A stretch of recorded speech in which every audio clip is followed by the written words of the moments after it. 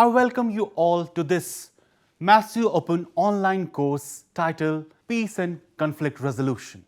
The field of peace and conflict resolution recognizes that conflict is inherent in human behavior. The course will promote interdisciplinary thinking, and it offers the learners an opportunity to engage theoretical discussions on the motions of peace and conflict resolution.